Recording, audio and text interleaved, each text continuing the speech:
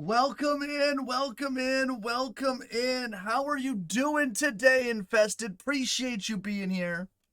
I'm fine. I'm fine, as you can tell. I'm fine. Yeah, the sky is not falling. The Yankees are not in last place. What I mean? What they are? Yeah, yeah. We'll talk about that. Um, Did they win today? they did not play today. Okay, so then they're in last place. So the Blue Jays are not in last place, Yeah, who have also fallen. yeah. It's been rough. Now, I will say they did win 2 out of 3 against Cleveland. Okay. So they walked off one of the games, and that was important. So was it walk off? Yeah. My team's going to be on a 5-game losing streak after being literally this close to sweeping 6 games at home, and then we blow an 8-4 lead. The bullpen had shut everyone down, blow an 8-4 lead against Seattle in extra innings, and then proceed to go into Boston. Also, who we have to talk about tonight as well, who have just demolished the Blue Jays. So on our last stream 2 weeks ago, it didn't make it into the podcast, but if you guys were watching the stream, you guys may have heard us talk about Boston. We were laughing. Boston was going into Milwaukee, and they were going to face the best team in the NL, Milwaukee. And I watched a bit of that series. And oh my God, Boston has literally hit the cover off the ball since they went to Milwaukee. They have destroyed the baseball. Yeah, they needed a little bit of wake up, and unfortunately they got it. Now, I mean, they. I will say the pitchers that they've hit against haven't been The the best. the best. So, But like at the same, like I said, they went into Milwaukee, and at that time Milwaukee was the best team in baseball. They did face Baltimore. Baltimore, which we're gonna talk about later, has been but really good. And but they're they're gonna have plenty of chances in the next month mm-hmm. to keep adding, because the teams we're gonna talk about. But I think Yeah, the only real issues that they're gonna have in the next 2 weeks is maybe the Braves. exactly. And Well, it's in Atlanta, so that's gonna be interesting to see. Phillies. Um, I think Phillies as well. Should be a little bit of a challenge. I mean, maybe it Yeah. depends on what Phillies we get, because they've been very roller coaster. Sometimes you think they've fixed it, and then the next they're giving up huge runs, huge leads. That they're is true. That is true. Also, I forgot to mention, they did get Bryce Harper back. yes, and that could be huge, because he's Yeah. got that energy, and I always keep saying it. The energy matters when Exactly. I'll talk about the Yankees for a little bit. When Judge went down, some of the slump is, I think, not having that. They lost a couple players. They lost Stanton too, and Judge. It's hard for the young players to fill that gap, and it looks like they're starting to. Okay. So I'm hoping in the next, I'm hoping with this basically marathon they have coming up, they figure it out. So Yeah, that should be good. And also, and like I said, and also they haven't completely collapsed. They had some rough. They had some rough games, but it's not a complete collapse. They're trying to get their footing again. I'm not.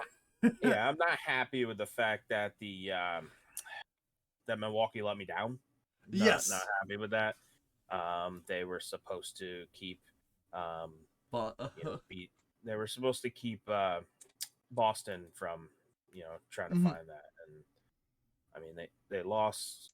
Well, they lost 2 out of 3, right? Yeah. Yeah. Yeah, Boston won 2 out of 3, and But Milwaukee was winning all of those games. And and I specifically was watching that series after our just as we uploaded our podcast, and I specifically didn't add that specific section about Boston to the podcast because of Milwaukee blowing those leads. So They don't want us to look bad, right? of course. We're mentioning it now because that was 2 weeks ago. But today, guys, on the podcast, we're gonna talk about how the first month of baseball is over. I'm still not big into the standings. It's only 1 month of baseball. I don't really watch the standings that much, personally. Fair enough. But mostly I give it 2 months, because we all know how teams can happen. Look at Washington 2019. I mean, unless you're like an Oakland fan or or some of the teams that may not be able to get out of those holes, even Exactly. if they start winning. We're also going to talk about the players of the month. The first players of the month were announced. Some surprises. One of the NL Rookie of the Month. I'm going to tell you, I talked about him on like our very first podcast, and I feel vindicated by his 6-game stat line. Now leads him to Rookie of the Month. So awesome to me. And we're gonna talk about the players of the month, pitchers of the month, and and about some games to watch, guys. So let's get into it. Honestly, what do you want to start? The hottest teams or the worst team, or most disappointing team so far for you? You know what? Let's start with the most disappointing, which is also probably one of the we were talking about this before we went live. Yeah. One of the most disappointing teams right now is St. Louis. I mean, Yeah. they're 10-22, and I don't know if they're playing tonight, but it's no, they don't play till tomorrow. No. But they're on a 6-game losing streak, and they've basically lost all of the close games. Yeah. They probably would have better record if they could figure out those close games. And that's where over the years, St. Louis has always figured out how to win those close games. So for me, it's weird to see. I'm very disappointed. I mean, that 10-22, they're only 10 games down. And I say only, it's May now, but that's actually recoverable in baseball, which is crazy to say. It is. But 10-22 is just, they gotta win 12 games to get to 500. Yes, so that's not easy in baseball. That is not easy in baseball, or in any sport, to be honest. But I think especially in baseball, that is not easy. So I think if May keeps going this path, they're gonna sell early, because that ownership, that ownership has always been quick to get value for their players when they need to. They're not, there's some teams that just hold on. Yeah. Like the Angels. The Angels, even when they should be selling, they do not give up their players, and they pay for it in the long run. So like St. Louis will, and I'm curious because they have some interesting potential players that, do they dump everything? Do they not? But we'll see. I mean, They also been underperforming too. Like Nolan Arenado is having a rough start. It's only, like I said, only 1 month, still definite time. Nolan Arenado's having a rough month. Their outfield is not hitting well. So like they haven't really gotten its production, but at the same time, looking at their set, their catcher's playing well. Goldschmidt's being Goldschmidt. Their DH has given them great production, well above what I thought he could produce in the major leagues, to be honest with you. But their pitching staff has just been awful. Like even their best pitcher, Jordan Montgomery, which as a former Yankee, has pitched well. And then Jack Flaherty, which Jack Flaherty is prone to because he walks a lot of batters. He's prone to ups and downs. He's actually pitched decently this season. But the rest of the staff, Steven Matz, like Jake Woodford. I mean, Jordan, I expect to always put up quality starts, whether he's ace level like he tried to do last year, and it didn't last forever. But You know, I always liked him. I always paired him to almost like an Andy Pettit type, Mm-hmm. where he's secretly consistent. So Mm-hmm. and it's one of those things. I do I think they could come out of it? Do I think they have a chance to rebound? Yes, Mm-hmm. but they're gonna have to figure it out quick, Mm-hmm. because this next month they have a pretty diverse schedule. They have bad teams and good teams that they're playing, so it's not like they can just go on a long run. They're gonna have to play good ball to beat some of these teams, and it's we'll see, because the other not so good team in their division, the Reds, they play them 4 times in Mm-hmm. there. We'll and Kansas City, the other side of that, Yeah. the small market are starting to show them themselves. So we'll see. The other team that, well, I mean, I'm disappointed in my team, but I will say the AL East is still. We can't, honestly, to be honest, we can't really say the AL East is a disappointment when every No. single team is above 500. No, So and the Yankees are 17-15 right now. And the first place team in the AL Central is 17-14. yeah, So it's that one would of put those them things in where that would put them in second place in every other division other than the Central. Other yeah. than the NL Central, that would put them in second place, and that would put them in third place. So I think that's pretty good. If I had to pick a team that was my second, if I had to pick 2 teams that I was like, Mhm. I actually thought San Diego, and even though they're not doing bad, Mhm. they're 17-15 too, so Mhm. they're not doing bad, but they're not playing to the level that that I thought they were going to play. Now they Mhm. got Tatis back, and he's starting to hit too, Mhm. and I have him down as a player to watch, because um, he started off not hitting well, and that's fine. I mean, it Yeah. takes time, once you get back. But he's starting to get fit in again, Yeah. and I think they'll start really pushing. But I feel like they should be in first in that division right now, because of the way the Dodgers and Arizona have played. They Yeah. gave them the opening, and now is it too late? Because the Dodgers are starting to actually ramp up also. Play well, They're on a exactly. The 6-game Dodgers started winning to play streak. well. Yeah. Yeah. Exactly. So, it's one of those where I think I hate to say this in 1 month in, but Yeah. I think the way they could have capitalized and started to gain ground or be above Mhm. in the beginning, and then let the other teams have to catch up, they lost that opportunity. So, you know, we'll see as it goes on. How about you got Well, any for that's any me, different, or the New York Mets. The New okay? York Mets. They are one of the most biggest disappointments, in my opinion, in in baseball, because they started off really well. They started off okay, decently well, and then they went on a hot streak. They beat San Diego, they beat Miami, then they swept Oakland, beat the Dodgers, and then they won the first 2 games. After our podcast, they won the game on the day of our podcast. They won the game after. They were on a roll. After that, they've won 2 games. Just 2 games. And yesterday's game, where Justin Verlander came back, and yeah, he gave up a couple home runs, but he gave up 2 runs in 5 innings, and against Detroit. And what the hell? The Mets can't score a single run against Detroit. They literally, if did they lose today, or was that today's game? Was that today's game? I don't know. I don't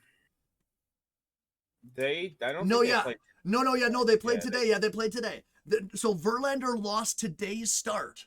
5 innings, 2 home runs. Scherzer lost yesterday in his first game back. So they got swept by the Detroit Tigers, well, I mean, which I, is I like, will I will say it will take a little bit, but you're right. I mean, look, I just looked up their starting staff. yeah. No one has, their top 6 starters of starting numbers. Mhm. No one has an ERA under 3.5, and everything else is above Yeah. 4. You know, The- it's just it's I, that won't win games. I haven't even I haven't even hit I have never even heard of their starter. Okay, that's a lie. I've heard of him, but I never thought he was good. Like, he's their best starter, Joey Luciani or Joey Lucchese. He is their best starter right now. 3 starts in the majors this season after being injured all of last season. Like I said, look, I mean, that's a good fill-in though when you have 2 of your starters. mhm, A little, not mhm. hurt, but Yeah, one of them was hurt. But yeah. I mean, Scherzer only missed 1 start, right? Oh He yeah, wasn't. yeah. Scherzer only. I think he missed 2. I think he missed 2.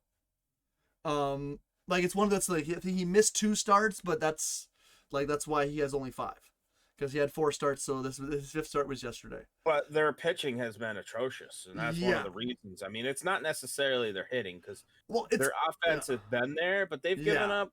They're -1 on the differential, and you'll yeah. always see me looking But at that like because, so yeah, their offense has been there, and then in the last week, their offense has just dried up.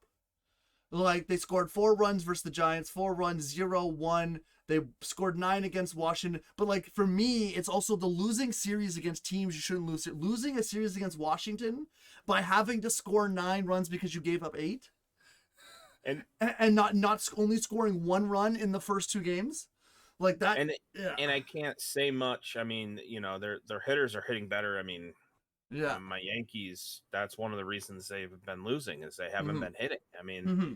they have a Yeah, the White Sox have more runs right now than the Yankees. exactly. That's all I'll say. So yeah, there you go. So like, this is why for me the Mets are one of the biggest disappointments, and also because that division, Atlanta at the time before Atlanta's been on a hot streak. So Yeah. at the time, in April, when April 20th was around, Atlanta was on a way bigger hot streak, but Atlanta started going a losing streak. They lost a couple games. They lost to Houston. They lost to San Diego. So there was a little bit of an opening for the Mets to sneak right back in after that huge Atlanta winning streak against bad teams, and then the Padres to sneak back in, and the Mets didn't take that advantage, which I mean, which is I know it's early, and like I said, this won't matter 3 months from now, but at the same time, the reasons that this happened they could return again. And a 7-game lose, like a streak like this, where 2 wins in 2 weeks could affect you more if it happens in August. and I will say that one of those rainouts may come back to bite Atlanta if the Mets do figure it out. So, Yeah, exactly. The Braves. I'm probably going to give the Braves probably the second best team that I've seen. I mean, Oh as yes, of me right too. now, I'm fully on. I I'm think fully they're on that train. consistent, and Mhm. the times they lose, they're not being blown out. Really, No. it's they're close games. Even when they got swept, even when they got swept by Houston, it was all 4-6, 3-6, 2-5. They gave up 1 big hit, and that was the game. And that was Houston, floundering for help for a little bit, and then going back down to Yeah. But Well, so my surprise good team, and I shouldn't be surprised having watched this team a lot do overachieve for years and years and years, but I didn't expect the first month the Tampa Bay Rays being 26-6. okay. I just, Okay. it's that's an insane record right now. They've lost 6 games. Yeah. 6. That's I don't, and I mean, it's 6 games, but it's split between 2 for at home and 4 away. So, Yeah. you can't even say, well, they're better. They just consistently win. But what it is they have the best pitching staff right now in baseball. Yes. And mixed with that, they're hitting the best. Mhm. So when you are always hitting more runs, and there's no chance for the other team to score after that, it's you're gonna win a lot of damn games, and we'll see if this can continue. A little of me wants to hope it doesn't see that. I mean, I hope not. because I mean the Yankees they play the Yankees 7 games in the next 2 weeks. So Yes, I just saw that. they got a 3-game series coming up this weekend Mm-hmm. and a 4-game series the next weekend. So Plus, plus they play they play the floundering Mets, and they play my most surprising team of the month, Baltimore, as well. Right after they play the yeah, Yankees in Baltimore, so yeah, it's gonna be a tough stretch for Tampa. I'm still unsure if they are the team that they're showing. Mm-hmm. I I actually hope that all these teams are as good as they're showing, because some of the best baseball that I Yeah. remember was that late 90s, early 2000s, when all of the East teams were battling back and forth, and Exactly. you didn't know who was going to get it, and you didn't, Yeah. it could be anyone, and we watched really good baseball, and I know we stick on the East because we're both AL East fans, but But at the you know same what? time, Those 5 teams, minus maybe Tampa, but Tampa has a following online. But the and 4 they're teams, good, there's a and they're lot of good though. population that watches Yeah. those.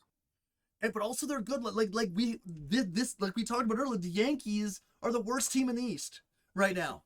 They're the worst team in the East, and they're better than. Because that's not going to keep up. To be like I said, Jays on a 5-game losing streak. But at the same time, they would be second in almost every division in baseball. So, and the way the new schedule is, this is going to happen. The East is going to show how dominant it actually is. And for me, like I want Baltimore to be this good because it makes it more fun for us as an AL East. And also, I'm always a fan of teams that grow. And my dad's favorite player in baseball right now is Anthony Rauschman. It is not Anthony. Adley Rauschman. Adley Rauschman, a switch hitting catcher who is super tall, who can call a game, who can run, who can hit for power, get on base, knows the strike zone, and call a game. Like this kid looks like the real deal. And like honestly, like I said, he's my dad's favorite player right now because of all what he can do on the baseball field. Just watching him play baseball makes baseball fun. And that's part of the reason why Baltimore, like I look at the Baltimore roster, and they're not like their shortstop's hitting was doing amazing. Jorge Mato is having an amazing season. Austin Hayes is hitting above where I think he is. Cedric Mullins, we all know what Cedric Mullins can do. But that's it. It's those 3 guys plus Adley on the hitting side, and their pitching isn't even that good. It's starting pitching. They are hitting, and I will say they're winning some close games that they wouldn't have for the 10 years before. They just didn't have, and I think it's finally these draft picks coming through and them not trading them away. Yes, they were winning in the lower, the minor leagues, and they have that mentality of, all right, we can do this, we can win. Yes. So we're seeing that, and it's on the National League. One of the other surprise teams is Pittsburgh, and that's yes. That is, they kind of have a similar makeup, I feel, young team and stuff. Though with some what I veterans. will say is that one of the best hitters, at least, so I'll say in fantasy, I'm not saying like total, but the highest fantasy score points in my league right now is Andrew McCutchen. Are you hold on, are you kidding me? No, he's got 96 fantasy points for the year. Wow. How? So he's got, this man has RBIs, walks. Yeah, his walks. Home runs. He's got 6 home runs. Yeah. He's found a stroke again. We'll see, but I had to look and see, who's, unless this is all. Yeah, Andrew McCutchen just be free agents. I don't even know. Andrew McCutchen has played well. Yo, welcome in. I'm sorry. I'm completely Wrong. Let's cut that out. Okay. I'm completely wrong. Okay, hold on. That Where's the being marker? Where's the marker? Where's the marker? So we can just remove that Yeah, from. I may have to pick him up though, because he was the highest on all of the things. But Free yeah, agents. Okay. nice. Acuna was actually, but you're right. No, but you're right. You're right. But the only difference between Baltimore and Pittsburgh, I think, is that they have like you said, Andrew McCutchen is a veteran. They have Carlos Right. Santana, who's also a veteran. Both of those guys have 350 on base percentage. Getting on base, in my opinion, is the key to winning. It's true. And Pittsburgh has Reynolds, who has been getting on base and getting on everything. Now Pittsburgh has one thing that Baltimore doesn't. Pittsburgh has the starting pitching, and that is why they've been effective. Now, talking about Baltimore, the reason Baltimore has been effective is because of three people: Mike Bodeman, Felix Bautista, and Brian Barker. There's a whole thing with that. But like, he's been pitching well. So those three guys have pitched 15, 13, and 14 games. Each 15, 16, 13 innings, and have like Barker has an under 8 whip. And all of them have under ones except Bautista, who is a 1.17. Bautista is the closer who throws like a million miles an hour. And who also won reliever of the month this month for Baltimore, getting 7 saves and 7 opportunities, but also finished 13 games. 14 of his games he pitched, 13 of them were games finished, because Baltimore's trusting their back end relievers, and they're all pitching well, which is what you need in good situation is good relievers. Right. We all know this as being baseball fans. So Baltimore, and as long as you don't overuse them, it's sustainable too. And they have 3 at least of for them. 1 year. Well, they have 3 of them pitching well. Plus, if you want to think, Danny Columbine has a 0.84 ERA and is also pitching well, pitched 13 games. So they have 4 of their 5 main relievers who have under 3 ERAs, and 3 of them have under 2 ERAs.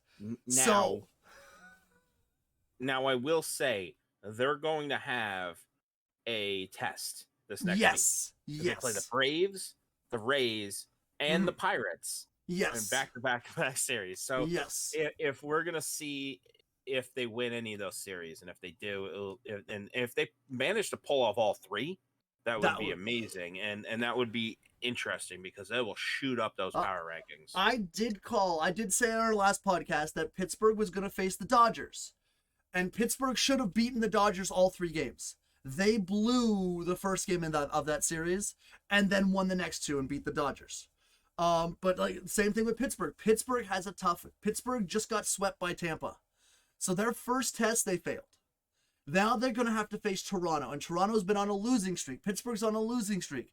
This is going to be a test for them. Which team can break out of their streak? Because technically Pittsburgh's going in with the better record and the better team.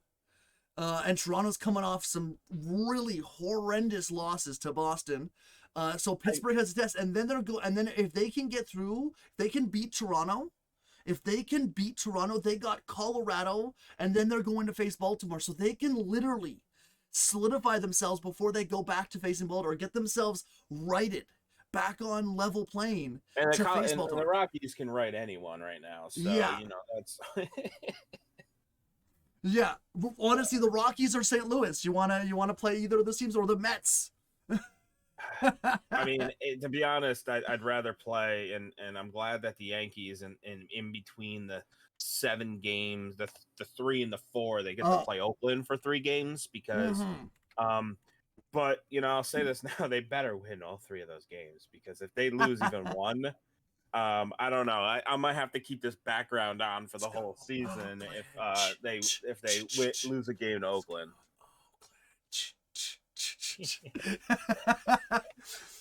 As you can see, we are totally in sync. And they're in Yankee Stadium, and I've been tempted to go.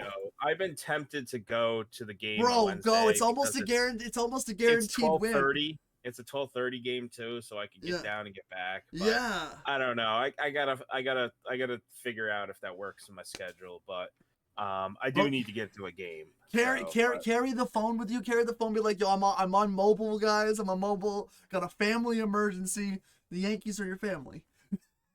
A well-being day on the. Yeah, exactly. Come on, you haven't been to a game yet? It's almost like a guaranteed win. I'm not down the road like you. I mean, yeah, that's fair. It is a half-hour trip for me. Yeah, that is true. That is true. That's a pretty big drive. That's a drive. That's a journey. That is a journey. It's fine. It's New York City, so you get used to doing that. But it's let's go talk about the players of the month, because that's what I next wanted to talk about. And obviously, we got to talk about the batters of the month. And the AL batter of the month, once again, we're talking about the AL East, but come on. This man absolutely batshit insane crushed it. 364 average, 449 on base percentage, 1,000 OPS, 600. How did I know you were gonna start with him? How did I know? Well, because technically he's first on the list. If you look up the first on the list, he is first on the list. This is just fair, guys. It's just fair. Like I'm putting it on the screen for you guys. He is first on the list right here. It's not out of order. I guess it depends on how you're sorting. Yeah. I'm just reading the article. So he went off plus, and not just in his batting. He's also been a top-notch fielder and a leader in the clubhouse again. So this has been great for a Toronto team that had at one point Matt Chapman, Jack Remington, Matt Chapman went off and crushed it as the batter of the month, and it's all thanks to a slight adjustment he did for hitting to the opposite field. Basically, he hadn't hit to the opposite field since 2020. He waited till the or year 2019 that they don't do the shifts. Or 2019. So he started pulling the ball, and also his hip is healed. The biggest thing is his hip is healed as well. So there is thought. I don't believe he can keep up this production, but also having Vladimir Guerrero Jr. and Bo Bichette in front of him does help a little bit, because I'd rather face Matt Chapman sometimes than face, you know what I mean? I mean, his counterpart in the other side of the East, the NL, Ronald Acuna, has basically been what we expect him to be. Oh, hell yeah! That's the thing, he's a younger star, so we get to see he's going to be coming into his prime next couple of years, as these next couple of years should be his money years, so we'll see. Well, no, he's not his money years. He already has a contract. He's already been signed. But I meant like he's going to be making, he's paying for the money, they're getting value for that contract. You got to shout out to Alex Anthopoulos for what he has done with that team and the contracts he has signed. He has Acuna, he has Alves, he has Harris, he has Murphy, he has Olsen. That's five. And that's five people under contract. If you're Acuna, if you're Acuna, do you look at that as a mistake, because he signed that extension young, knowing he got more money for a while, but guaranteed money. So for me, it's one of those value contracts. So the contract that was signed by Brian Reynolds is a sweet undervalued contract. There's a different side to it. So using Vladimir Guerrero Jr., who's the son of a Hall of Famer, guy who played millions of years, you cannot get Vladimir Guerrero Jr. to sign something that's below his value, because he doesn't need the money. There's a difference for signing a contract because you want to sign a contract because you like the area. Acuna got hurt in 2021. Acuna got hurt and was out for the season. And I remember the game he got hurt because it was against my Jays, and that was a bad injury. He could have not come back, and if you look at his last season, he didn't play well last season. 266, a 351 on base percentage, and struck out a shit ton. He had a 764 OPS. Well, he's also benefiting off of the shift rules. too. That is So, that is true. it's actually increased his average a little bit. I mean, not saying Mhm. he is kicking the crap at him. And Yeah. where his value also is when he gets on base, which he gets on base a Mm-hmm. lot. He Mm-hmm. has 15 stolen bases. Oh, that's it. The So stolen that's base rule is up. He is going to steal 50 this year. He is going to you think steal you 50. think Oh, he has um 14 in a month. yeah, I mean he got one today actually. So he So 15, yeah. 15 in just a couple months. If he steals 10 bases, an average of 10 bases a month, that's 60 bases. We'll see if that can help because stolen bases are also there's also not I mean it's not like when Ricky Henderson was doing it where everyone was stealing bases still. It's still Yeah. not To you be still fair don't do though, it as often. this is the first year with the rules. Yeah. So like we haven't seen what he can do. At the same time, yeah, we'll see what he gets. His career high is 37 in 2019. Where I he stole mean, 37 under the old rules. you talked about Reynolds, and Reynolds is one of those Yes. players that has been consistent and one of the Mm-hmm. reasons why um Pittsburgh is where they are. Exactly. And They he's getting an he wa- AVV of 13 million with no opt out. So like for me, he signed an undervalued contract, which is super team friendly. So like for me, Acuna has a little bit better deal, but at the same time, both those deals have a lot of performance bonuses, stuff that doesn't go around the AVV. There's stuff that if end of the year stuff that you can get if you do this many at bats, if you're not hurt, if you win an MVP, if you go to the All-Star game, stuff like that, which will raise the value of the contract. But like on the base numbers, it's an undervalued contract. And for me, that's why Atlanta is, like you said, Atlanta's the best team so far in the NL, one of the best teams in baseball, and they're poised to be one of the best teams for years. so so you were just talking about value players, Yeah. and one of my other players that and I'm lucky enough to have him on my fantasy league doesn't Mm-hmm. necessarily mean that I'm winning. Mm-hmm. I'm not doing so well because a lot of my other players aren't. But but he's a value, and you wouldn't think the Dodgers would have value players because they Yeah. spend so much money. But Max Muncy, Oh yes, he's 100%. been. So, I mean, he's been beating the crap out of the ball. Mm-hmm. And he So, has been for years. And also, to be fair to Max Muncy, he's also playing a different position again. third base, yeah. Yeah, full time. So like he came up, he obviously could play that position, but he was a first baseman for 3 straight seasons, basically. I mean, he's got 12 home runs right now, so Yeah. he's on pace for some stuff. Highest We'll slugging see. in baseball. Yeah, A close second in batter of the month for sure. Now, I do have to give you some props because the pitcher of the month this month for the AL, who seems that they're back. They're back to pitching. They're back to pitching like they can be. He's had a rough couple of years. The end of 2021 was really rough for Garrett Cole. And then 2022, he was dominant, striking out batters, but he also gave up 33 home runs. So Garrett Cole coming out to start the season with pitcher of the month is really important to Yankees' success. and he hasn't given up a single home run yet. Mm-hmm. That is a very good point. So now he's probably going to give up like 7 of them in a game because I said no. I'm kidding. I'm not. But I think I have a theory about that. Okay. So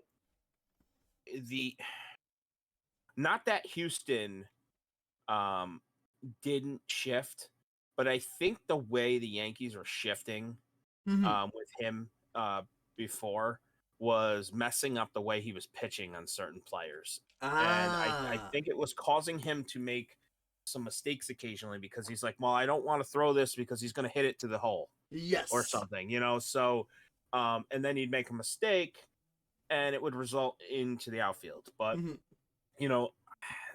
is there any like real stats to that? I don't know. We'll see. Oh, because or also, maybe he just yeah. had a bad year. Also, some of it, the Yankees weren't scoring as many runs last year. Despite Aaron Judge's great season, they didn't have a very good offense.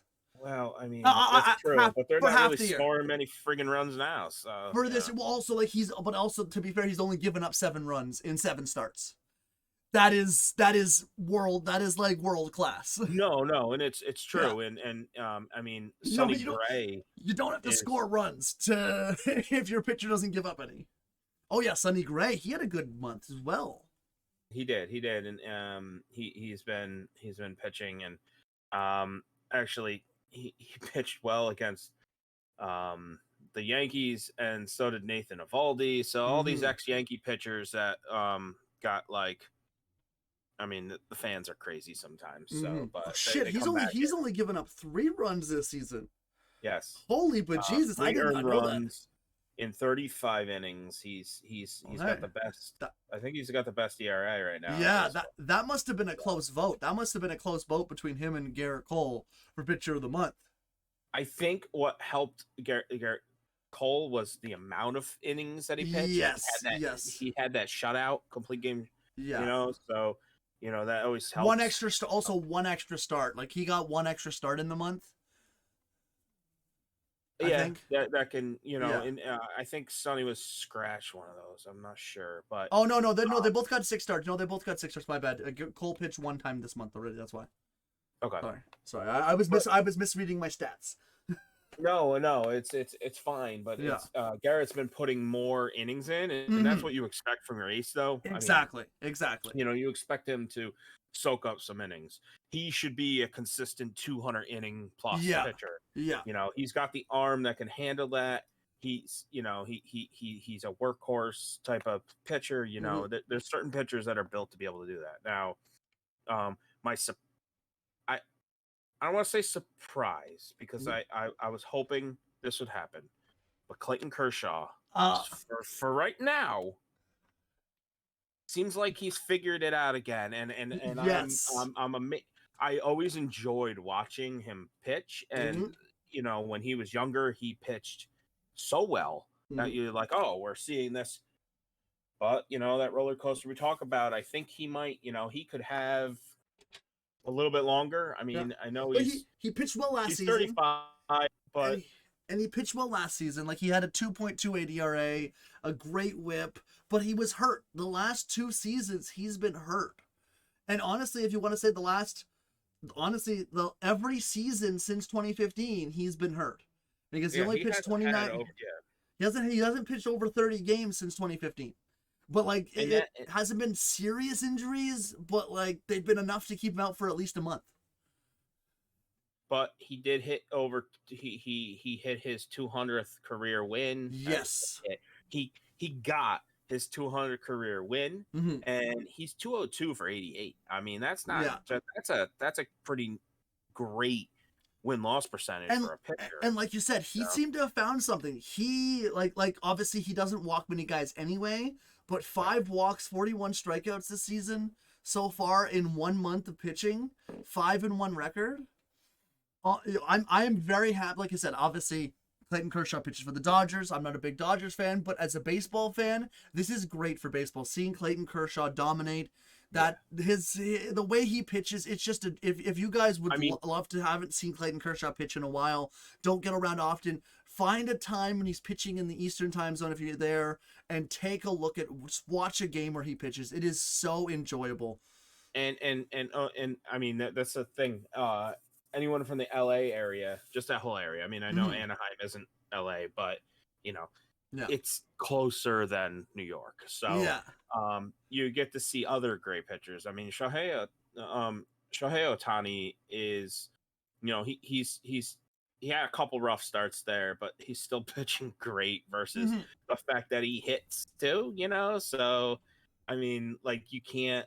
4-0, 7, 250, I know 250. I think it was last episode, if I remember. You had an issue with, or maybe we were talking about this afterwards. I think it was after. It was after. You had discussed with me that you had an issue with a pitcher winning an MVP award. Well, no, when they don't hit.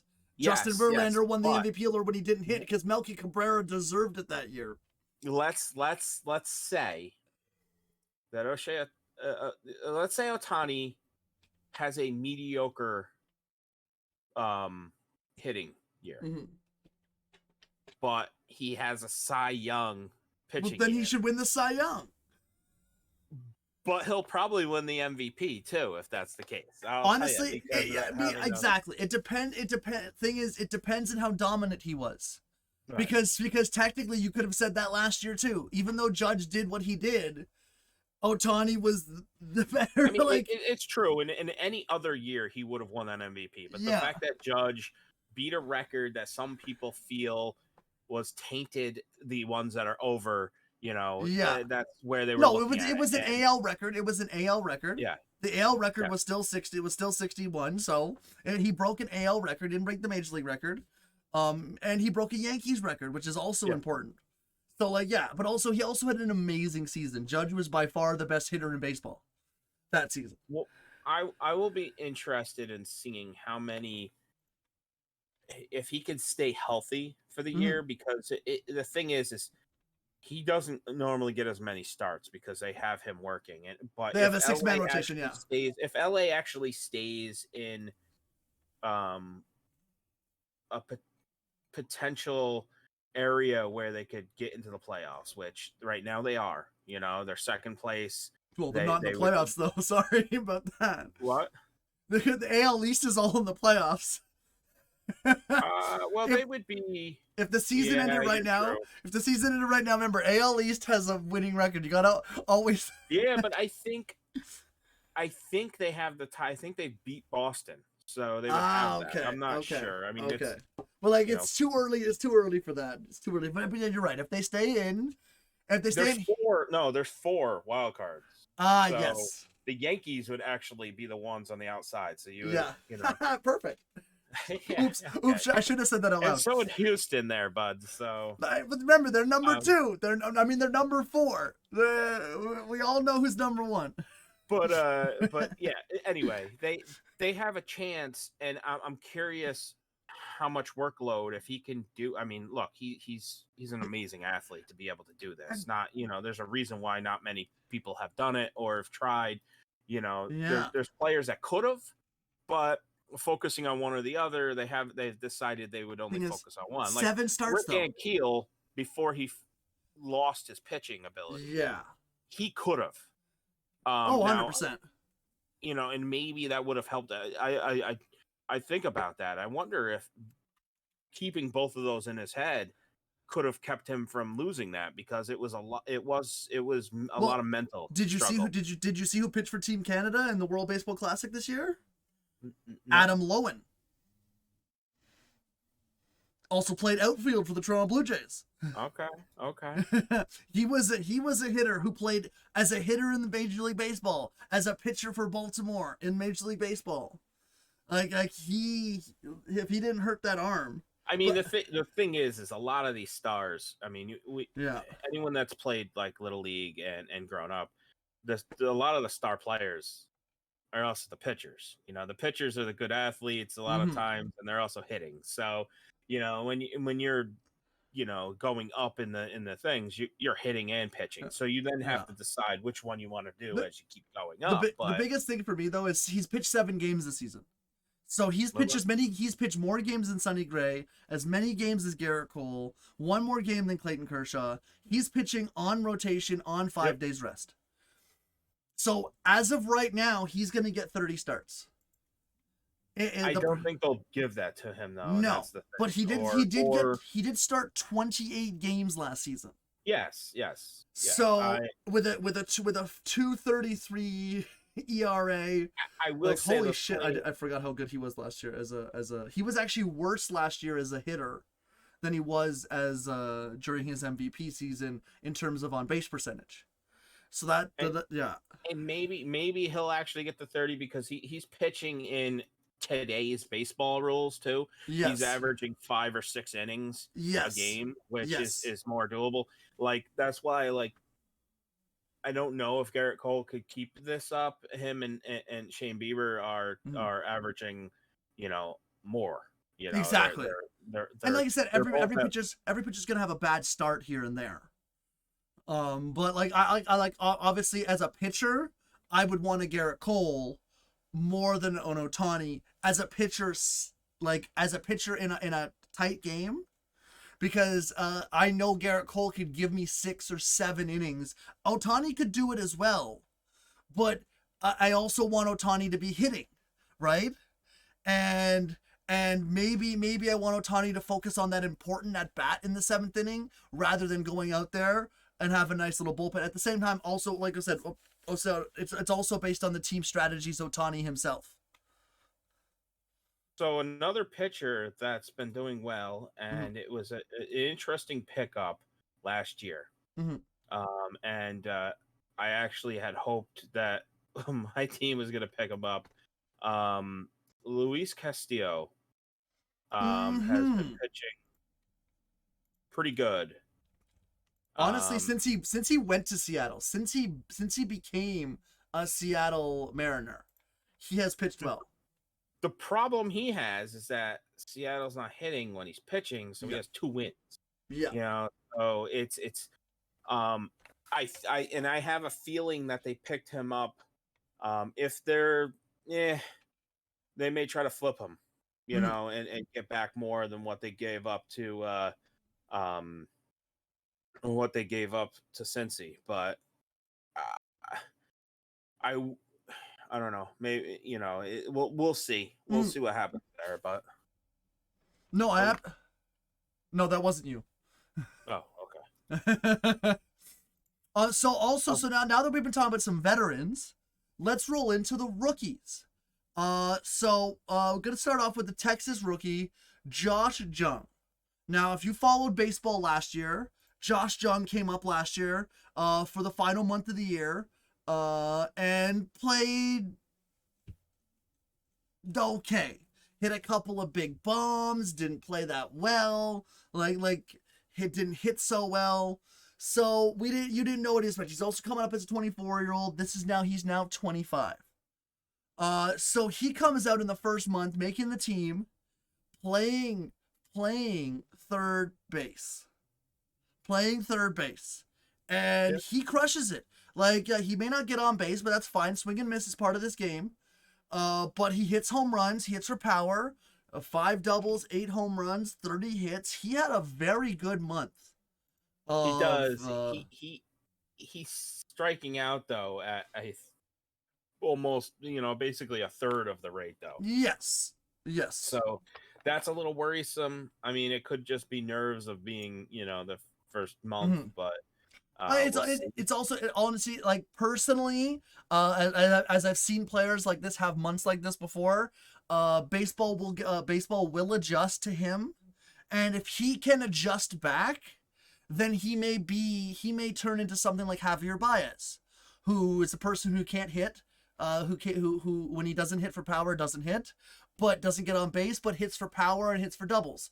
And if he can turn into something of Javier Baez, where he can have a nice little breakout year where everything's dropping for him, then it's a good thing for Texas, who has some power bats in that lineup. It just lengthens the Texas lineup. And he's also playing well for a Texas team that is doing what people expected them, and what also they need to do. For all that money they put into that team, this rookie is coming out of nowhere, and not out of nowhere, but coming up and doing what he's expected to do. And I like that. I like that for Texas. So that's good. What I will say is my rookie on the hitting side is a more well-rounded player, is Corbin Carroll. Yes. He steals, he's fast on the bases, and he's got some pop. I mean, he's only got 4 home runs, but that's some pop. I mean, 4 home runs in a month is pretty good, even for a rookie, playing outfield. But he's gotten some doubles and a triple, so he's got fast and good base runner. So it's interesting to see. His on base could be better, but we'll see. He doesn't walk much, but on the flip side, he hits for average. And his strikeout rate has dropped from what it was last season. So, and technically his walk rate is so far higher than it was last season. just a teeny little bit. I So mean, far. yeah, he's still considered a rookie though, a qualified Yes, rookie. only So, played 'cause I 30 don't. games. Only played 30 games last season. All right. Well, what's the cutoff on that? I don't remember that. 46 major league days. Okay. 46. All So he right. didn't get So 46 major league days. So he's gonna break through his rookie status this year. Well, he's already broken through it. He was the reason that Arizona was comfortable trading Dalton Varsho, because Dalton Varsho could play center field. He is their center fielder. He was also someone they might have traded if they got the right package for. And I'm glad they didn't. They also, I think he recently just signed a contract too. He signed a contract to be there for a long time, right? If I'm not mistaken. I'm not. You're not I'd have to 100% look sure? that Well, up. I'm gonna look it up right now. We're gonna look that up right Yeah, now, there you guys. go. I mean, look, and while you do that, I'll say Dalton Varsha. I mean, you're happy about that. I've been worried a little because he hasn't been hitting, and I did tell you that fantasy's weird. Yeah. He's eligible for catcher still. Yes. Because he caught some games, Mm-hmm. and I don't know, you know. Well, actually, he was a catcher 3 years ago or 2 years ago.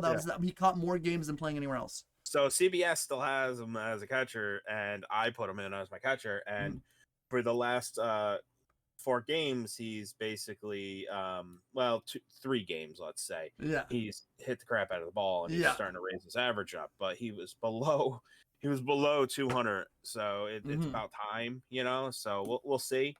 Not that I want to, you know, I want him to hit those, you know, 9th inning when they're down by 12, home runs. Well, technically he didn't. He did hit a 3-run home run to give them a lead in a game they ended up blowing.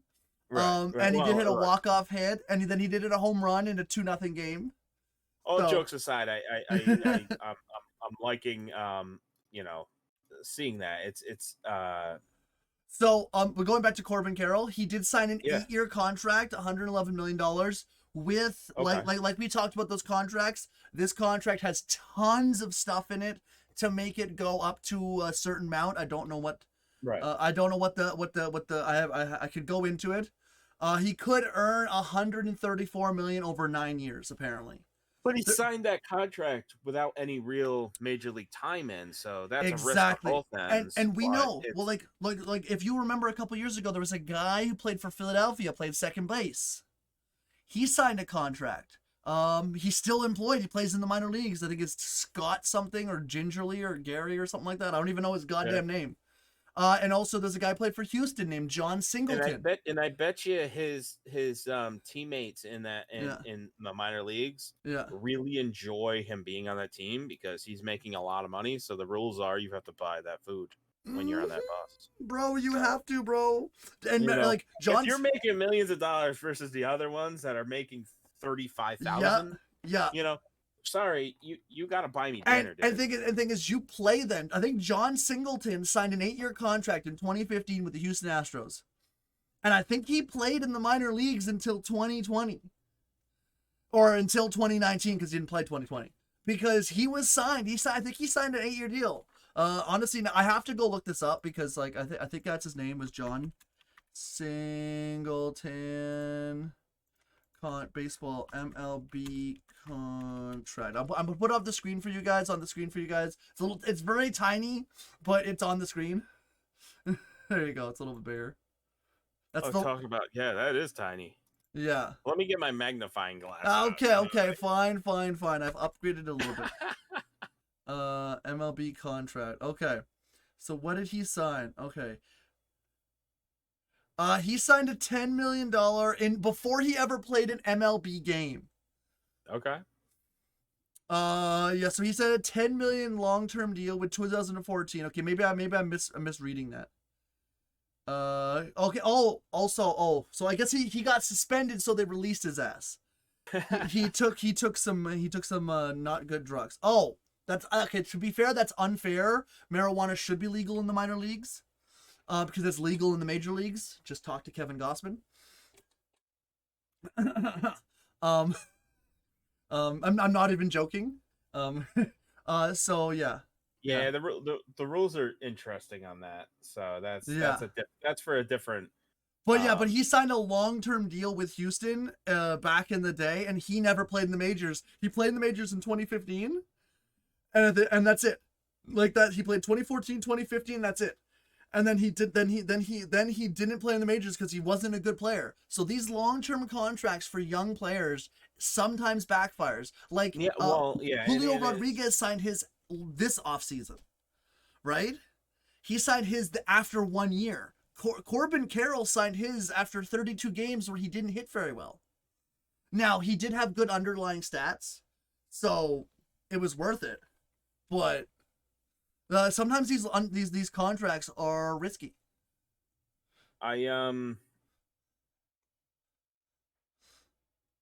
So go on, yeah. So I and I'll let you comment on one of your rookies, but I'm actually happy with Anthony Volpe. 100%. He's not ripping the ball off, and he's actually a little less there, but he's consistent in the infield, and when he gets on base, he causes some ruckus because he can steal. So he's 22. He's 22. Like yeah, he'll have some time to figure that out. Mm-hmm. But is there any well, I was going to talk about, so we talked about him on the very first podcast of the show. We talked about some people who were hot and had only been 6 games. And I talked about this guy named James Outman, who had come up last year and had crushed the ball in literally 4 games for the Dodgers. So I talked about him. And then he had played 6 games. He was hitting like 400. And we're like, let's wait and see. I'm like, you know what? I have to wait and see because he could hit like shit the rest of the month. And guess what? He is now hitting 290 with a 382 on base percentage, 980 OPS, 7 home runs, 3 triples, 6 doubles, 14 walks. The only outlier is he struck out 41 times. Yeah, which is 6th. Tied for 6th in all major leagues for qualified. Like he walks above 10%, which is really good.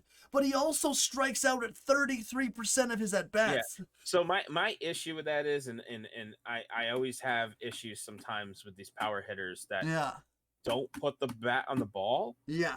Because even if you get a grounder or something, errors happen, things happen in a game. You're talking about, nothing's happening when you strike out. Yeah. And that's why pitchers that get strikeouts get paid a lot, because pitchers that strike out, a lot of people are generally doing great because they keep people off the bases. They keep errors from happening. So now see, he's 26. So for learning how to bat, learning how to not strike out doesn't always happen after you turn. Like when you're a young player, someone like Anthony Volpe, who's 22, if he strikes out a lot, it's something that he'll be able to grow into in the major leagues. Learning this in the minor leagues is not as easy as learning it is in the major leagues, because in the minors, we talked about Fernando Tatis. Fernando Tatis was ripping the cover off the ball. So you're like, well, he's going to come to the majors and rip the cover off the ball. Well, no, because they actually pitch differently in the major leagues. That's why these pitchers are in the majors. Even to someone as good as Tatis, the pitching in AAA is not the same as the pitching in the major leagues. So him striking out 41 times, it's something he can learn, though. He can adjust, and he'll have to adjust, because if I'm a coaching staff, I'm looking at Josh Outman as someone, we can get him out. He's not a Mookie Betts. He's not a Max Muncy. We could get him out if we start pitching him. And if we get him out, then those guys don't have people on base or people cleaning up their messes when those guys get on base. I will say, though, I just looked up in the minors. Yep.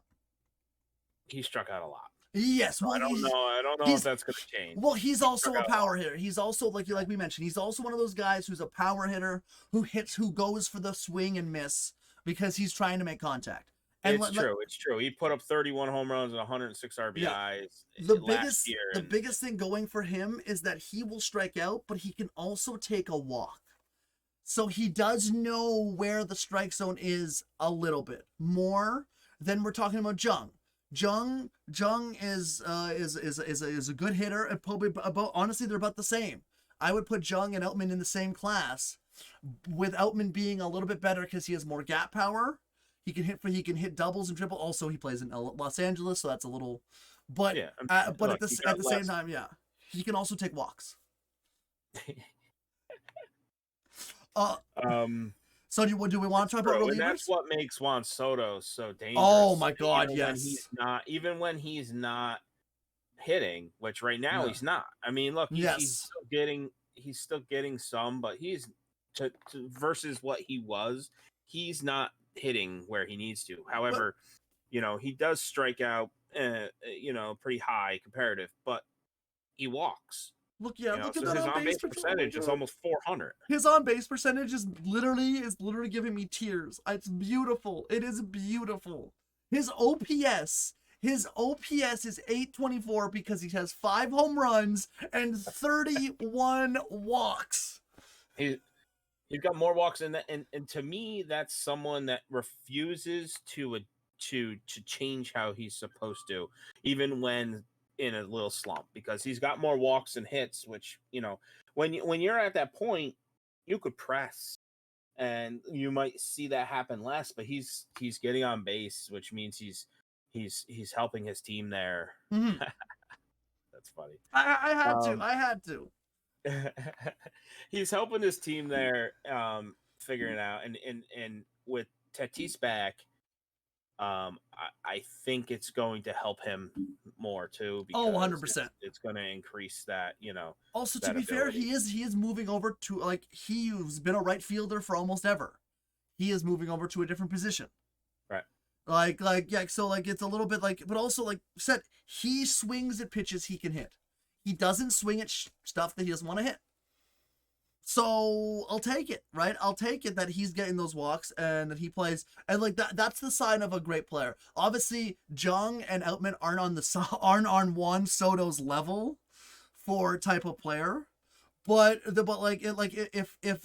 Outman can lower the walks a little bit, it could be an amazing find. At the same time, he doesn't need to lower his walks if he keeps on hitting.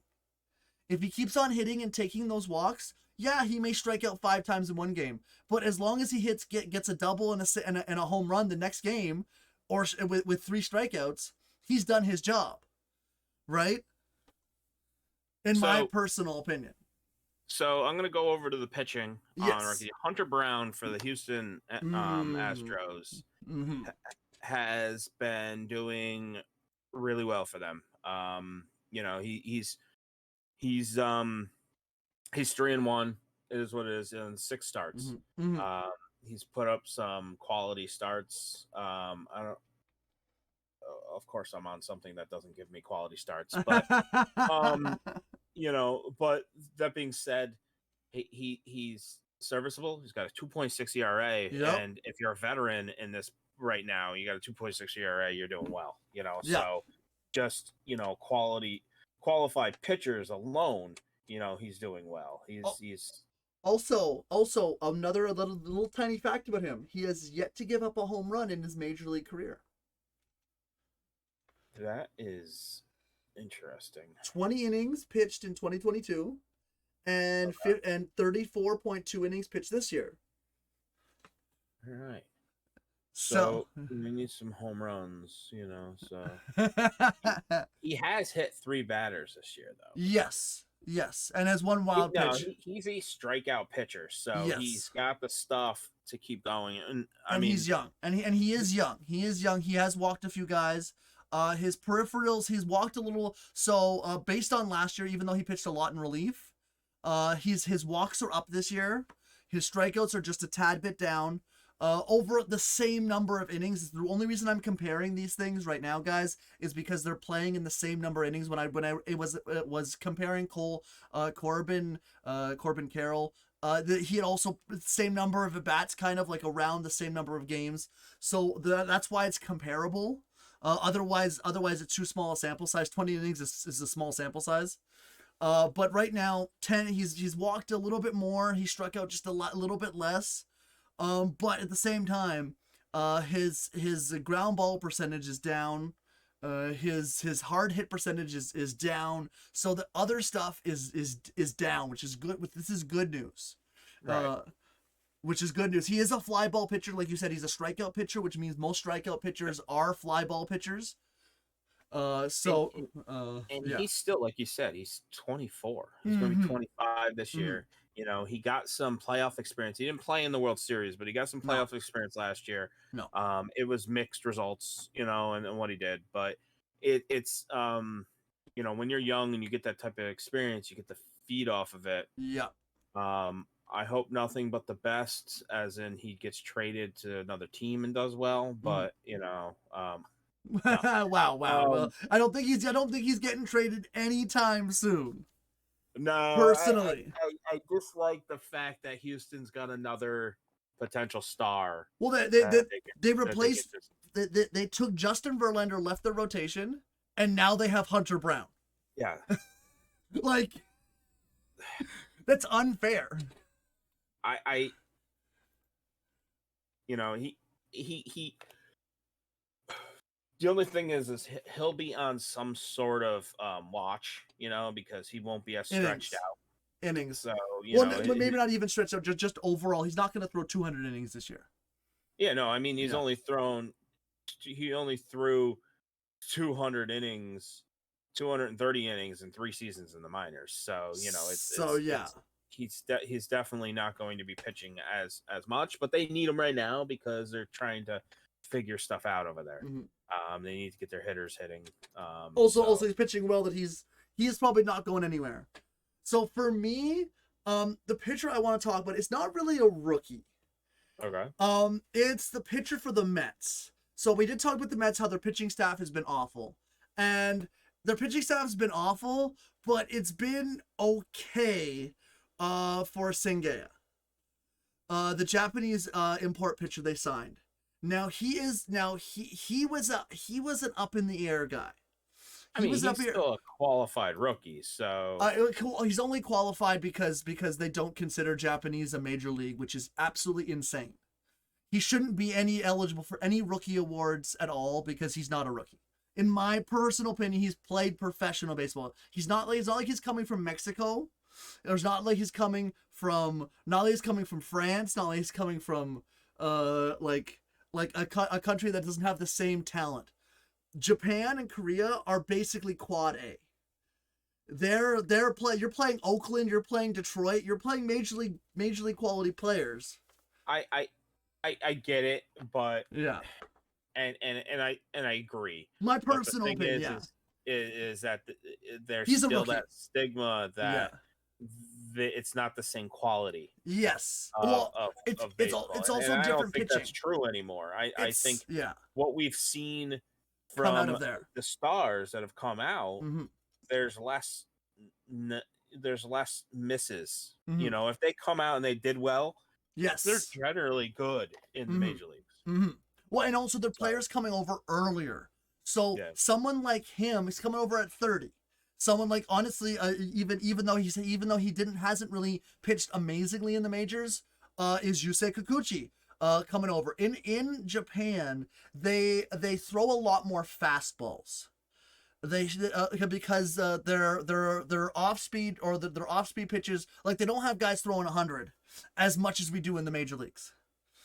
Their fastballs their off speed pitches are always the better pitch. Like, they have great off speeds, and usually they get their fastballs is how you get a hitter out. Well, and it's why when Tanaka came over here, he came over with an undefeated season because he had such a nasty split finger. Exactly. So this pitcher, I have to read over his name because it's not the easiest to say. Kodai, I just call him Kodai because Kodai is a little easier to say. Than Senga? So Kodai came over, and he, like I said, he has a good track record and has pitched well, but they were worried how his pitches and his game would translate to the American game. And so far it's been decent. Oh shit, I did it again. It's been decent. So I'm very much impressed with him. Oh my god, what just happened? I'm very much impressed with what he's done. And honestly, he's been one of the more solid pitchers in the Mets rotation this season. Like starting off on his games where he I clicked the wrong button. Starting off his games, he's pitched 5 innings in almost every game but one bad start against Oakland and 6 innings against Miami. And he's still learning how to pitch. So the thing is I don't expect, there's very few pitchers that are going to come over and or just dominate. Players alone and just adjust immediately, because you also need to learn what the hitters will do, so also he had a high walk rate as well. He was the guy who walks. I'm just going over to his Japanese pitching stats for a second. Just going over to his Japanese pitching stats, and he walked over 50 batters. Like, he walked over 50 batters in 2022. Which is a lot, Japan. Yeah, you got to put that in perspective. In how many innings? 148 innings. He walked over 50 batters. Because that's not necessarily the case in. His walk percentage in foreign leagues was 3.4. That 3.4 walks per 9 innings. That's a little bit high for a pitcher. Now, his strikeouts were 10. He struck out 10 batters per 9 innings, which is really good. Actually, hold on.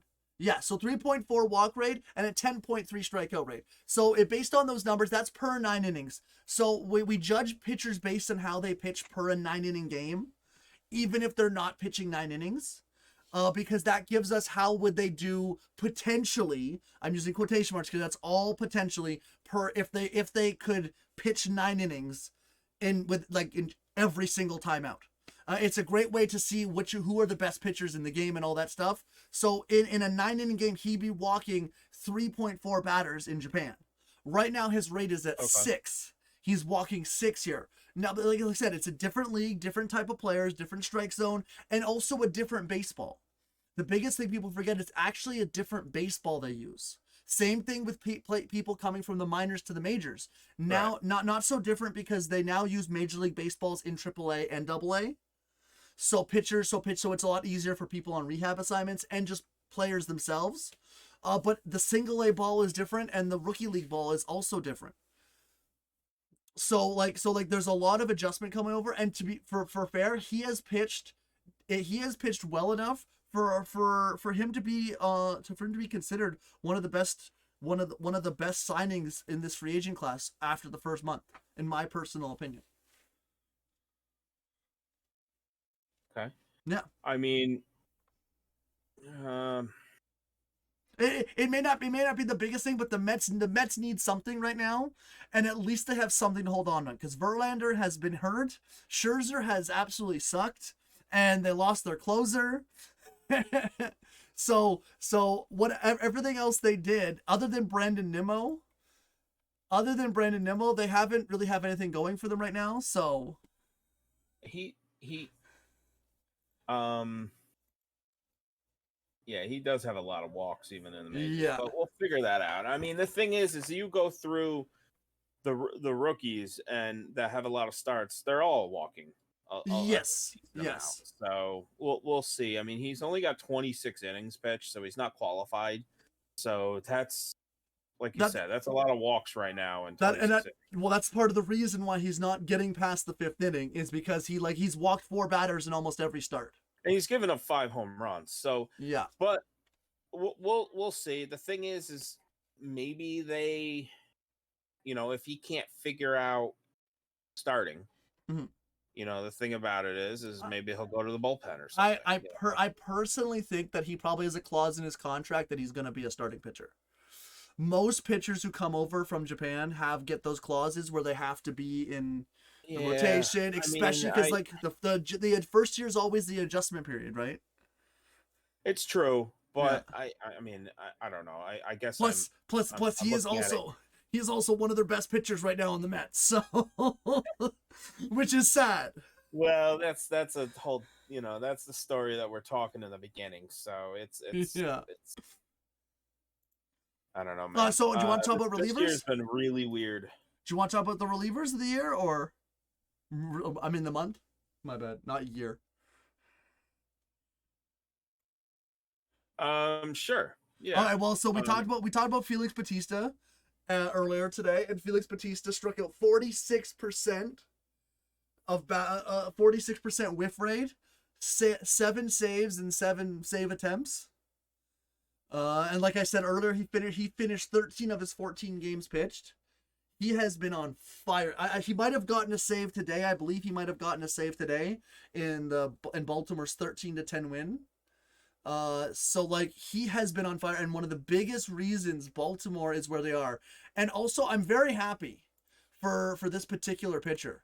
I'm very happy for Batista because he didn't come up until last season. He's 28 years old, and he's only pitched 2 years in the major leagues.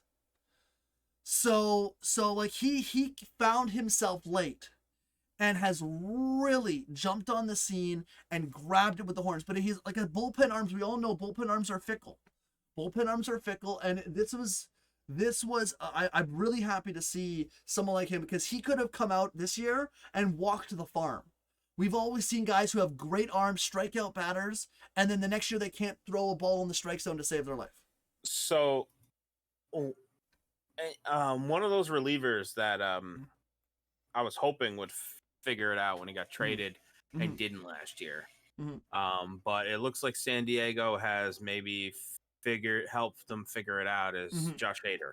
Yes. And I can only imagine what the Brewers would have if Josh Hader was doing what he's doing with San Diego. He's got 10 saves. He's only given up 1 run in 14 innings. So I mean, I know it's 14 innings, but like you're talking high leverage 14 innings. And I always say, closers are rare. And as a Yankee fan, I had a love-hate relationship with like Chapman, but what people don't remember, or what people gave up on, is that he consistently closed games for seasons after seasons, and they were spoiled because they had the best closer ever in baseball. For all those years. So like Josh Hader's doing it right now, leverage situation, and in a division that there's some pretty good players that go up against him. So we'll see if he can maintain that through the year. But and also the same thing. He has finished games almost. He has saved 10 games in his 14 games. 12 of those were games finished. He's given up 1 run and only walked 5 batters. So like he has pitched effectively. Like we all know, last season when he was traded, he did not pitch well for San Diego. At the beginning, he ended up pitching well in the second half of right near the playoffs. He ended up coming back and pitching well, and then pitching well for them in the playoffs on their run to the NLCS. Or no, on their run to the NLCS. No, the division series. I mean, my bad. On their run to the division series. They got kicked out. My apologies. They got kicked out by Philadelphia. Sorry, that's last year. We forget about that. Yeah, we forget about that, exactly. But he, like he said, he pitched horribly when he was traded, but pitched well later on. And like I said, he didn't have a good season for Milwaukee last year. But the season before, he was a god, and he's back to being a god again. And this is great news for San Diego if they're planning to win close games. Because that division right now is very tight. And it's going to just get tighter with the new schedule where you don't play your division as more. Division games matter more than anything. So I have one other, and I'm going to say it's because I have him in my fantasy. Let's go. And he's also an ex-Yankee. He's one of the reasons that the Mets probably started off well is David Robertson. I feel like he is still one of the best high leverage pitchers. He could strike out people. He's given up 1 run also in 13. So I mean, he's only had 6 saves, but that's because he only had 6 save opportunities. So if they had more opportunities for him, he would be fine. He would have more. But I feel like he's that same pitcher, and he's locked in. And it's it's kind of like everyone. You get liking players when they're on your team, so you follow them as they go to other teams and stuff like that. and he's always been one of those like you need. I mean, they used to call him Houdini because he would walk a lot, and this Yeah. year he's not walking a lot of people. And if he Yeah. continues that, those strikeouts just mean he doesn't need to be Houdini. But he was one Exactly. of those people that he would walk. He would get on. He would put in there maybe with one person. He'd walk two people, and then he'd strike out the side with bases loaded like Mhm. multiple times. So they're like, wow, look at that.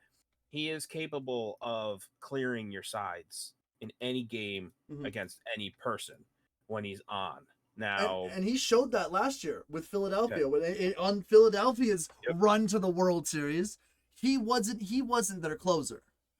He wasn't their closer. No, but what did he do in the high leverage situation? But in high leverage situations, he was top tier. He was one of the pitchers you want in other. Now he did close some games for them, but like wasn't his. He wasn't signed as their closer last season, and he didn't get, like I said, he didn't get a single save in the postseason. He got one save in the World Series. He got one save in the World Series. He got one save in the World Series. Yeah. 4 innings. But he was their best high leverage pitcher. He was their best in my opinion. He was their best high leverage pitcher last season.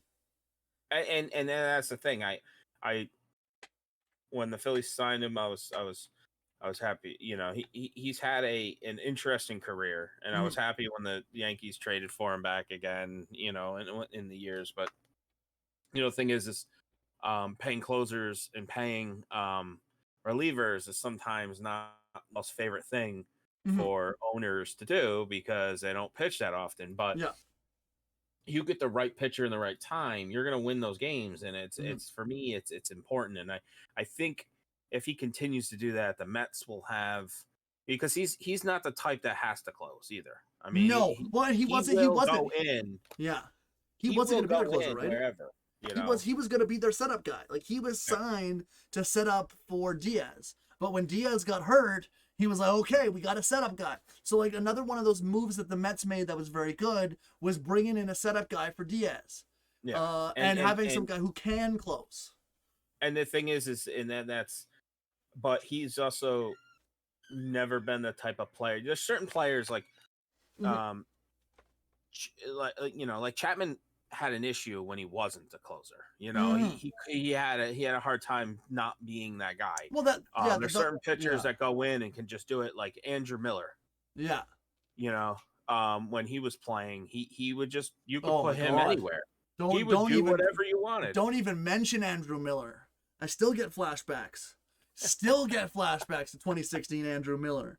Bro, honestly, he wasn't even the closer of that team. No. And Andrew Miller was oof. That was peak. That was great Andrew Miller right there. Yeah, you're right. Bringing up some oldies right there. But I know there are some pitchers you can't bring them in. You can't bring pitchers in a non-save situation because the intensity's not there. Some closers need the intensity. And David Robertson was one of those closers who needed the intensity, but as he's gotten older, he just goes out and pitches and does what he needs to do. And that's what makes him such a great setup guy or just a great pitcher in general. And yeah, honestly, one of the best relievers in baseball right now. And I fully agree with that assessment. So now that we've talked about some players, do you want to talk about some games to watch this week? No, yes. I know baseball hasn't been the most important thing on either of our minds recently, with life getting in the way, as life does, guys.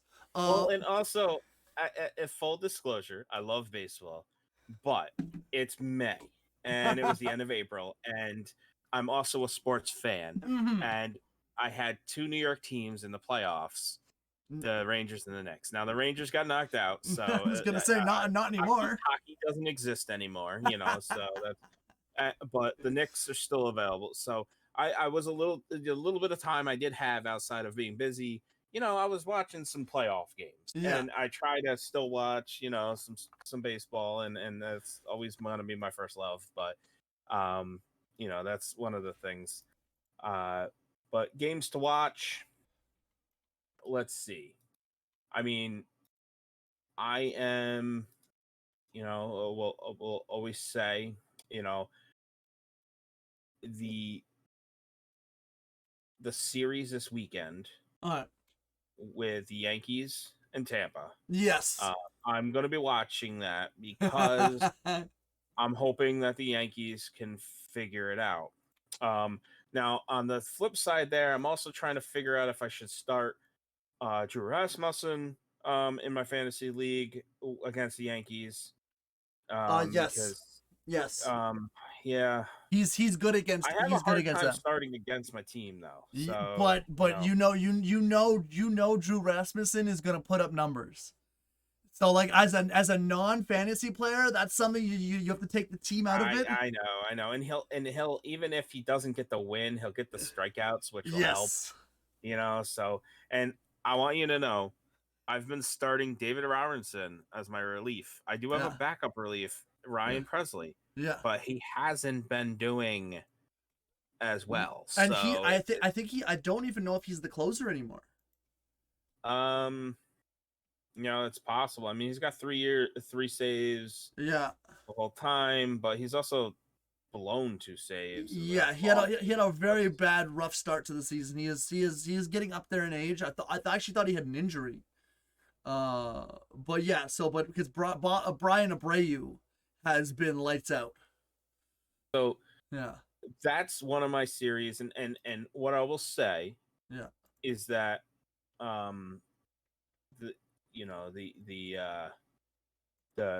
the Rays versus the Orioles also in between.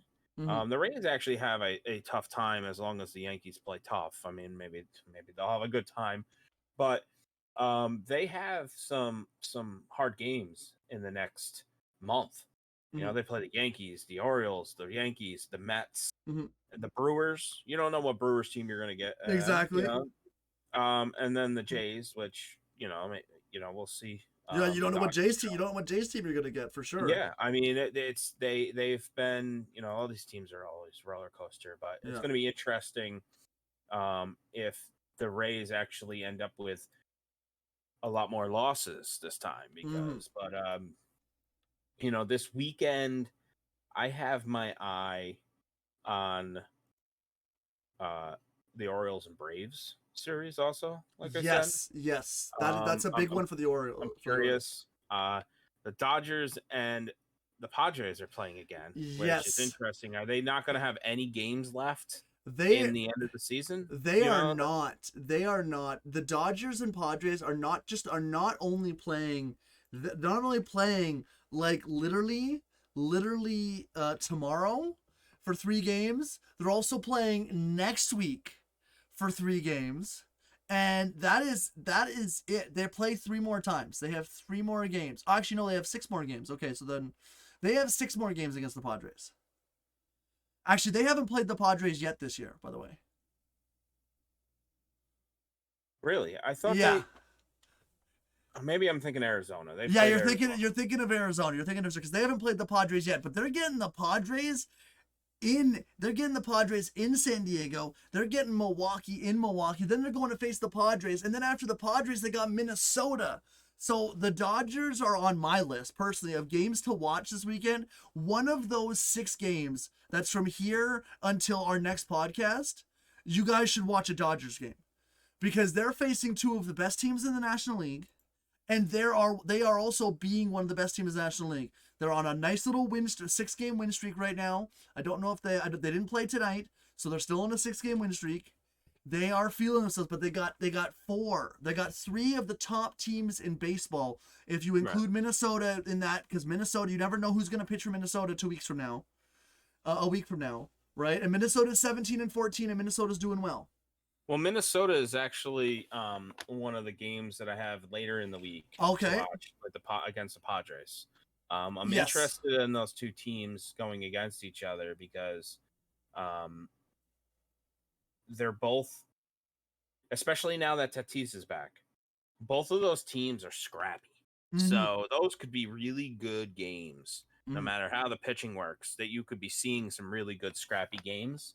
And it will be interesting. So for me though, for this week, for the end of this week, The games to watch: Rangers versus the Anaheim Angels.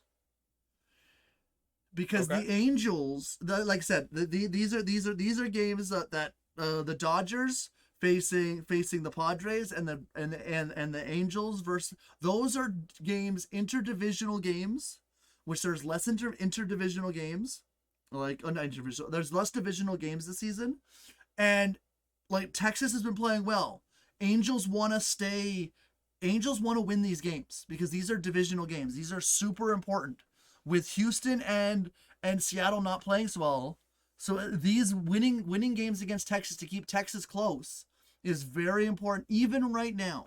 Because like we talked about how St. Louis needs to win 12 games, and they're not going to win 12 games in a row. So like every loss pulls you back down. Keeping Texas close now is good. I will say though, and I just had to look. Yeah. I don't know who Texas is pitching because all three of their games are to be determined. Yeah, like exactly. Pitchers, they're the only ones in all of baseball without pitchers set. Well, DeGrom the got next hurt. 3 games. DeGrom got hurt, so like, they don't know. Are they just, but yeah, but they should at least have some knowledge of what pitchers are pitching. But the Angels pitching staff that's going up against the Rangers isn't their best pitchers, so it doesn't line up well for them. Okay. I'm interested. I out of those two teams, it's a lefty, right?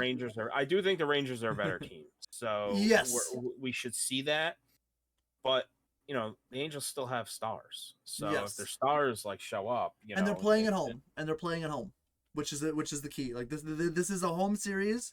You want to beat the team that's ahead of you at home. Yeah, but it's not like, I don't feel this isn't Angels in the outfield. I don't feel like the LA Angels have, a benefit of being at home. They don't have someone flying them around to help. So it's, I don't know. What I will say is Texas, like you said, Texas has been having a slump, but they're still better. But they have 5-5 in the last 10. But I think what I think will happen is they'll break the Angels' winning streak, and I'm going to make a guess that they're going to sweep this series. That's cool. Okay, that's a. Well, we will revisit this. If you guys are our thing here. We are gonna be going back and looking at each of the predictions we make every week, seeing how bad we all are. Well, if we make predictions, and we like to go over the games we tell you to watch, or the series we tell you to watch, more because we also want to go over those series because they're important for a reason we want to talk about. So far we got Tampa, Baltimore. We have Tampa, Baltimore, Texas, and Los Angeles, and Dodgers versus San Diego. So I want to throw another hat into the ring. Now, this is a team that we've talked about a few times. We haven't really, we don't really give them much credit, and that is Miami. Okay. Now Atlanta is running away with that division. They're 21-10, and everyone else is close together. With the Mets' recent slump, Miami has kind of pushed its way into at second place in the division. They're not up there in the playoff hunt, but they're close. They're facing Chicago, which is a so-so team, and they're first facing Arizona, which is playing a little bit better than we think Arizona should. But Arizona and Miami are a more evenly matched team, in my personal opinion.